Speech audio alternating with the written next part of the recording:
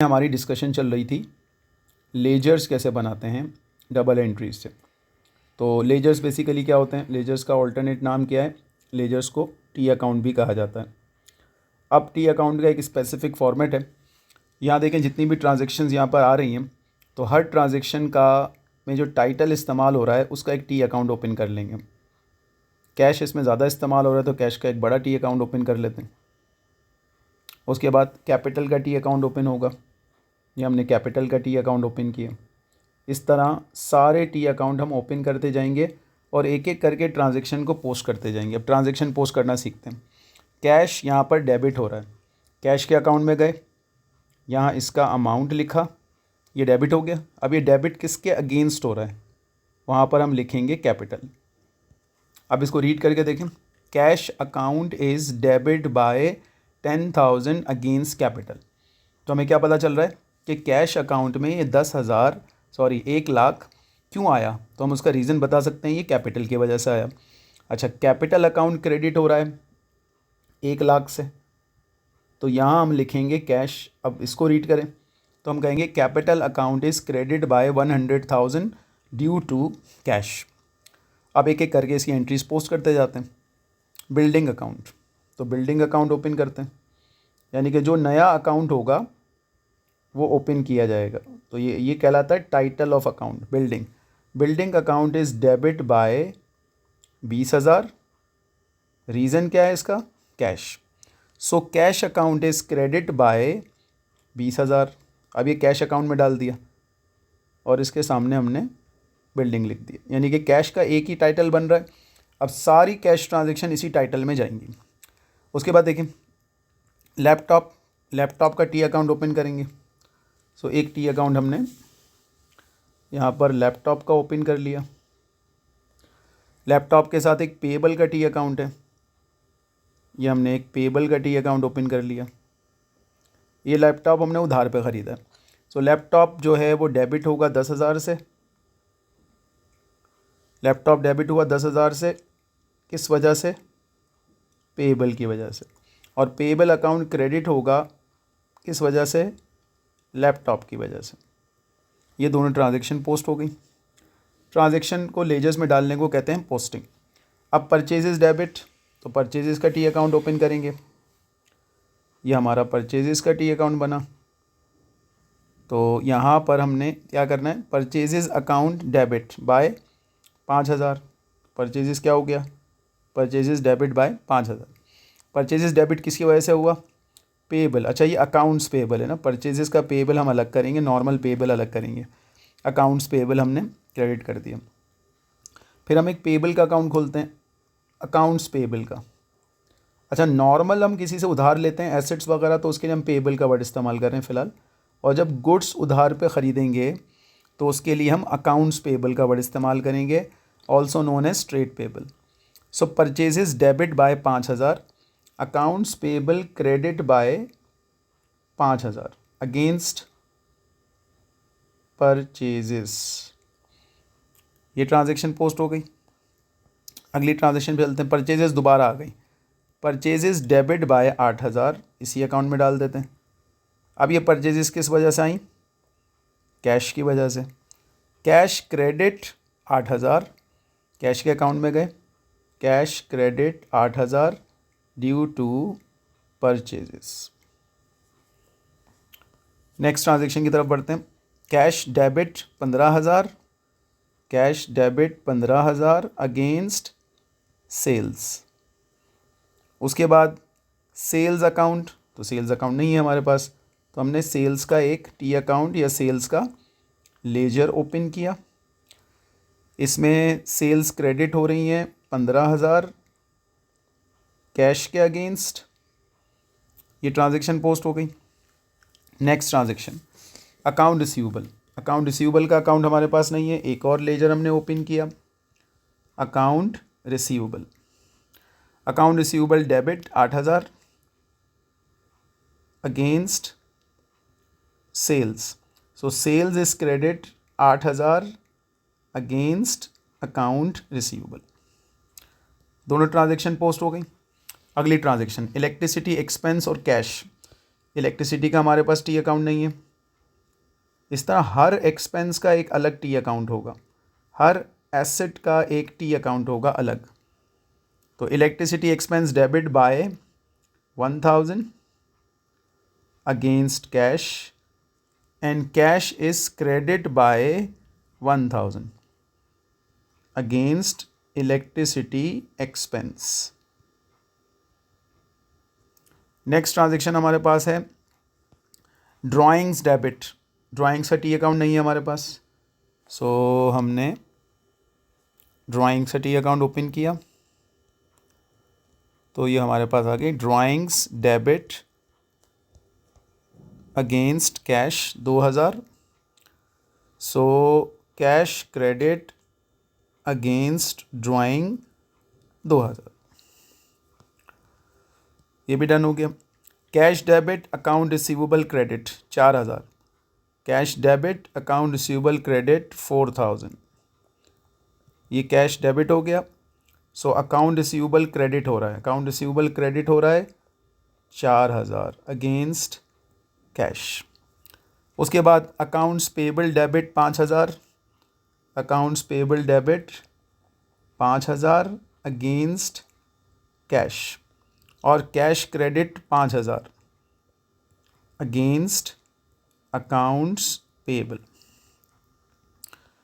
Next transaction हमारे पास क्या रही, accounts payable 2000 purchase return 2000, accounts payable debit 2000 against purchase return, and purchase return हमारे पास अकाउंट नहीं है, ये परचेज रिटर्न का अकाउंट हमने purchase return debit purchase return credit 2000, accounts payable debit हो रहा है, परचेज रिटर्न क्रेडिट हो रहा है अगेंस्ट अकाउंट्स पेबल।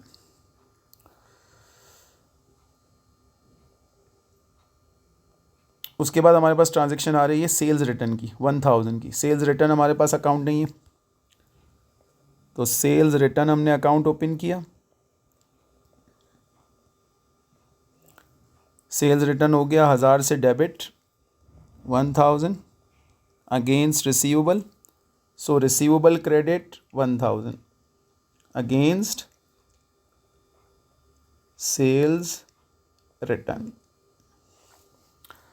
अच्छा, इसमें एक एंट्री में मैं अमाउंट थोड़ा सा तब्दील कर रहा हूँ। परचेजेस और अकाउंट्स पेबल वाले को हम 15 की जगह क्या कर देते हैं, 15 कर देते हैं। तो इसका अफेक्ट आया था परचेजेस में 5000, ये परचेजेस में हमने 15000 कर दिया, और अकाउंट्स पेबल में भी हम इसको, ये एंट्री हमने दोबारा पोस्ट कर दी। अकाउंट्स पेबल में भी हमने इसको क्या कर दिया 15000, ये हमने थोड़ी सी एक करेक्शन इसके अंदर डाल दी।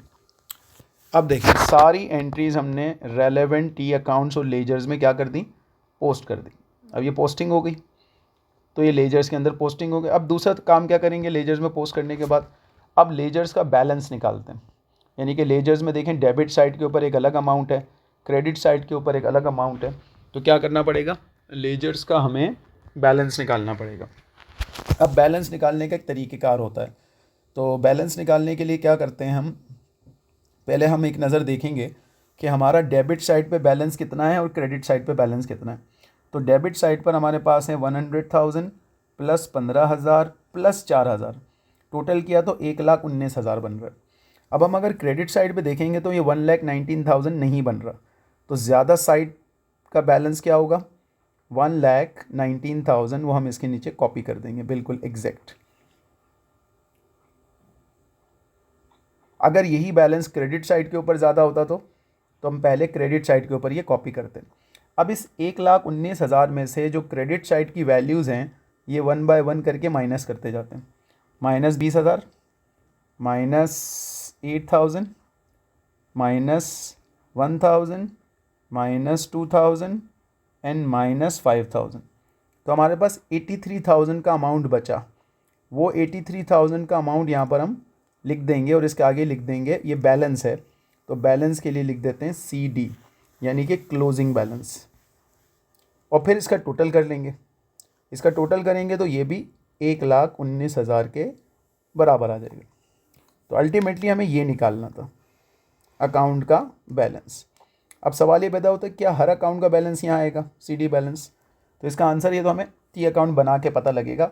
कभी CD बैलेंस क्रेडिट साइड पर आ रहा होगा, कभी CD बैलेंस हमारा डेबिट साइड के ऊपर आ रहा होगा। अच्छा, कुछ अकाउंट्स में दोनों साइड्स पे बैलेंस होंगे, कुछ अकाउंट्स में वन साइड पे बैलेंस होंगे, कुछ अकाउंट्स के दोनों बैलेंसेस बराबर आ जाएंगे। तो वो हम वन बाय वन सॉल्व करते जाते हैं। अब रिसीवेबल को देखें, यहाँ पर डेबिट साइड पर 8,000 है और क्रेडिट साइड पर 5,000 है। तो हम टोटल कहाँ करेंगे? डेबिट साइड के ऊपर, क्योंकि यहाँ बैलेंस ज़्यादा है। फिर इस 8,000 में से 4 और 1 5,000 माइनस करेंगे तो 3,000 का हमारा बैलेंस आ जाएगा और नीचे इसको टोटल कर लेंगे तो ये 8,000 आ जाएगा। ये दोनों सेम लाइन के अंदर होना चाहिए 8,000। ये बैलेंस आ गया हमारा, इस बैलेंस को हमने यहाँ पर हाईलाइट कर लिया, ये बैलेंस आ गया। अच्छा, अब बाकी जो जितने भी अकाउंट्स हमारे पास बन रहे हैं इसमें सिंगल वैल्यूज़ हैं। अब इसको सॉल्व कर लेते हैं। अच्छा, सिंगल वैल्यूज़ हैं तो वही वाला काम करेंगे। यहाँ पर बैलेंस है, दूसरी तरफ बैलेंस नहीं है, तो यहाँ का टोटल किया और इसमें से नेक्स्ट साइड पे कुछ भी नहीं है तो 1000 माइनस 0 इज इक्वल टू 0। तो यहाँ पर CD बैलेंस क्या आ जाएगा? 1000। परचेज रिटर्न में देखें, यहाँ पर 2,000 रुपये का बैलेंस है। ये 2,000 में से 0 माइनस किया तो इसका CD बैलेंस क्या आया? 2,000। इसके नीचे भी हमने दोनों साइड का टोटल बैलेंस बराबर होगा। इसी तरह ड्राइंग्स को देखें तो ड्राइंग्स में हमने ये 2,000 यहाँ बैलेंस किया, उसके बाद इसका CD बैलेंस आया 2,000 और यहाँ पर बैलेंस हो गया 2,000। इलेक्ट्रिसिटी में क्या होगा? 1000, यहाँ पर CD बैलेंस क्या हुआ? 1000, यहाँ पर बैलेंस हो गया 1000। अच्छा जी, उसके बाद आ जाए सेल्स के अकाउंट पे।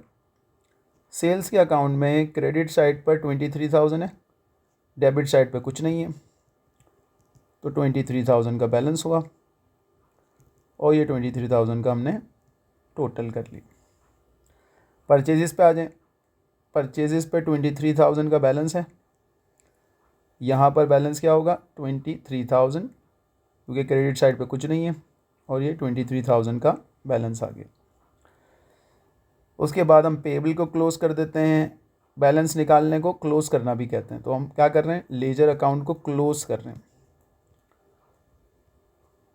CD balance 1000, 10,000।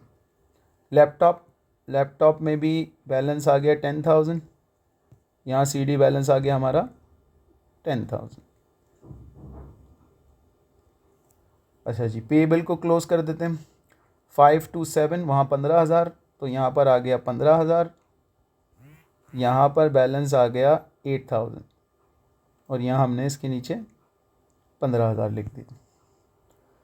उसके बाद बिल्डिंग का अकाउंट है, तो बिल्डिंग में यहाँ आ गया हमारा टोटल 20,000, वहाँ आ गया कैरिड डाउन बैलेंस 20,000 और इसके नीचे टोटल आ गया 20,000।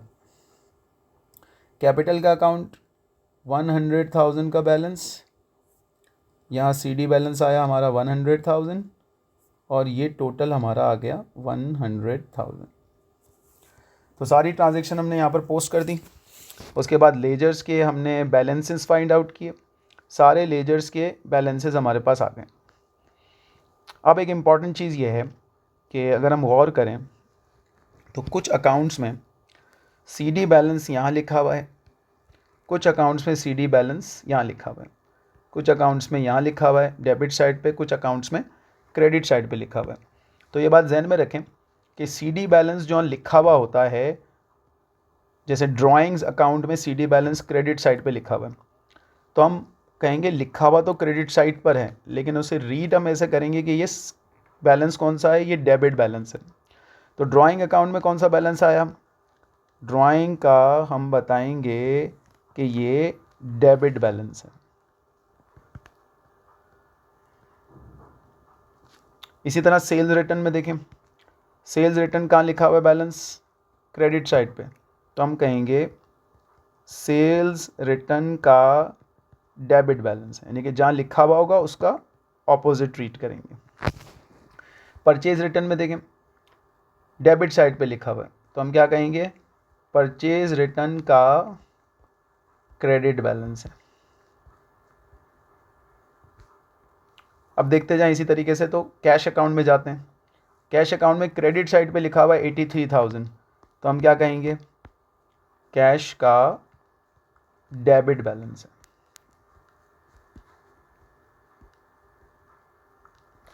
अच्छा, अब अगर कोई स्टूडेंट ये चाहता है कि उसे ये बात ऑटोमेटिकली पता लग जाए, कि उसे पता हो कि लेजर किस चीज़ का बना हुआ है, कि उसका बैलेंस हमेशा क्या आएगा, तो ये याद रख ले कि जो एसेट्स के लेजर्स होते हैं उनका हमेशा डेबिट बैलेंस होगा, यानी कि उनका सीडी क्रेडिट साइड पे लिखा हुआ होगा और बैलेंस क्या होगा, डेबिट बैलेंस होगा। इसी तरह एक्सपेंस के अकाउंट में लेजर बैलेंस जब देखेंगे तो वो क्या होगा, सेम, यानी कि डेबिट बैलेंस होगा। लायबिलिटी के अकाउंट में अगर बैलेंस देखेंगे तो हमेशा लेजर में क्रेडिट बैलेंस होगा।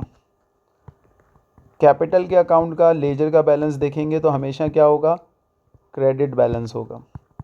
इनकम का देखेंगे तो हमेशा क्रेडिट बैलेंस होगा। ड्राइंग्स क्योंकि कैपिटल का ऑपोजिट होता है, तो अगर कैपिटल का बैलेंस क्रेडिट है तो ड्राइंग का बैलेंस भी क्या होगा, डेबिट होगा। तो इस फॉर्मूले से हम ये चीज़ें कर लेते हैं।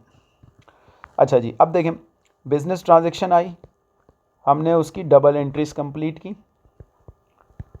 डबल एंट्रीज कंप्लीट करने के बाद उसके हमने लेजर्स कंप्लीट किए। लेजर्स कंप्लीट करने के बाद अगला स्टेप आएगा, इन लेजर बैलेंसेस की मदद से हम क्या चीज़ प्रिपेयर करेंगे, हम ट्रायल बैलेंस प्रिपेयर करेंगे।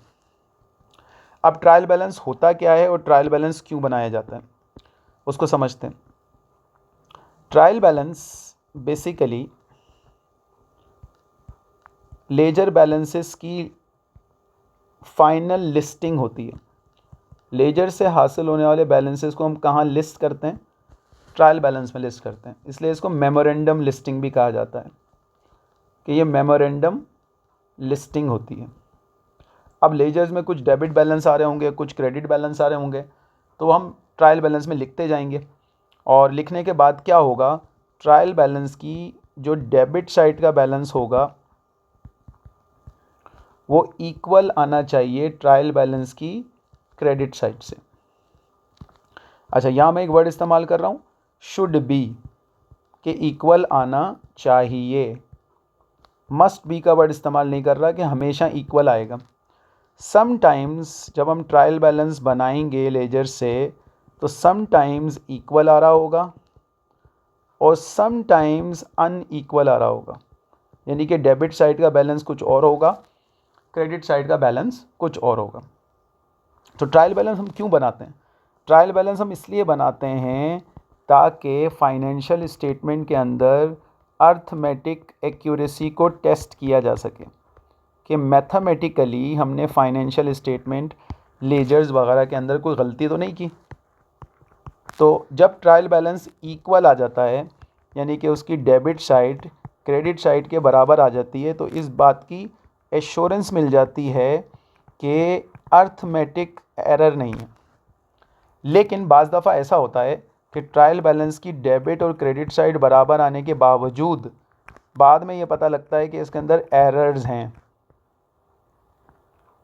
तो इससे बात ये पता चली कि ट्रायल बैलेंस अगर बराबर आ भी जाए और हम ये नहीं कह सकते कि ये एरर फ्री है। अब वो एरर वगैरह क्यों आते हैं वो हम आगे जाके डिस्कस करेंगे, कि ट्रायल बैलेंस बराबर नहीं आ रहा तो एरर हैं, ट्रायल बैलेंस बराबर आने के बावजूद भी एरर्स हैं, तो एरर्स को हम सेपरेटली जो है अपने टॉपिक्स के अंदर डिस्कस करेंगे। अब ट्रायल बैलेंस का एक फॉर्मेट, जिस तरह लेजर्स का फॉर्मेट हमने बनाया था, इसी तरह अब एक ट्रायल बैलेंस का फॉर्मेट देखें। ट्रायल बैलेंस का फॉर्मेट बनाने के लिए हमने ये ऊपर हेडिंग डाल दी ट्रायल बैलेंस की, ये इसकी क्रेडिट साइड, ये इसकी डेबिट साइड, ये इसके पर्टिकुलर्स, ये लेजर अकाउंट के टाइटल्स यहाँ पर आएंगे, ये इसका डेबिट और ये इसका क्रेडिट। अब वन बाय वन हमने जितने भी लेजर्स अकाउंट ओपन किए थे उनका यहाँ पर टाइटल डालेंगे। पहला टाइटल था हमारे पास कैश। अब कैश का बैलेंसिंग फिगर 83,000, तो वो हमने आइडेंटिफाई किया, तो डेबिट साइड पर आ रहा है, डेबिट बैलेंस है, ये हमने यहाँ लिख दिया। उसके बाद नेक्स्ट हमारे पास आएगा कैश के बाद कैपिटल अकाउंट का बैलेंस है 1,00,000 और कैपिटल अकाउंट का बैलेंस क्या होगा, क्रेडिट बैलेंस होगा। इस तरह हम ये टाइटल यहाँ पर कॉपी करते जाएंगे और इस टाइटल का बैलेंस यहाँ पर कॉपी करते जाएंगे। फिर एंड में टोटल करके देखेंगे कि दोनों साइड बराबर आ रही हैं या नहीं आ रही। अच्छा जी, ये हो गया डन, ये done. Building account 20,000, laptop 10,000, building 20, laptop 20। Building भी एसेट है, बिल्डिंग 20,000, लैपटॉप भी एसेट है, तो हर एसेट का बैलेंस जो आ रहा होगा वो डेबिट साइड पर आ रहा होगा। नेक्स्ट हमारे पास बिल्डिंग डन, लैपटॉप डन। अब पेबल का अकाउंट है, पेबल के अकाउंट में 10,000 आ रहा है। अच्छा, अकाउंट्स पेबल अलग, पेबल अलग। पेबल क्योंकि लाइबिलिटी है, लाइबिलिटी का बैलेंस हमेशा हमें क्रेडिट साइड पे नज़र आएगा। पेबल भी डन हो गया हमारा, लैपटॉप भी डन हो गया। अब अकाउंट्स पेबल का 8,000 बैलेंस आ रहा है और परचेजेस का 23 आ रहा है। अकाउंट्स पेबल ये भी लाइबिलिटी है 8,000। परचेजेस एक्सपेंस होता है, तो परचेजेस का बैलेंस क्या आ रहा है, 23,000।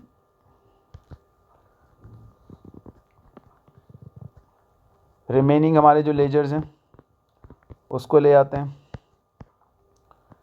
सेल्स का बैलेंस आ रहा है 23,000 और रिसीवेबल का बैलेंस आ रहा है 3,000। सेल्स का बैलेंस आ रहा है 23,000, सेल्स इनकम होती है, इनकम क्रेडिट होती है। रिसीवेबल एसेट होता है, रिसीवेबल का बैलेंस आ रहा है 3,000। एसेट है इसलिए हमने इसको डेबिट साइड के ऊपर लिखा। उसके बाद इलेक्ट्रिसिटी का बैलेंस आ रहा है 1,000 और परचेज रिटर्न आ रहा है 2,000।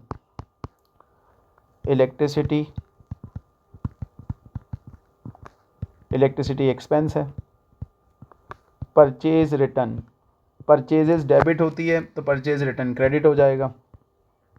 Electricity 1,000, purchase return 2,000,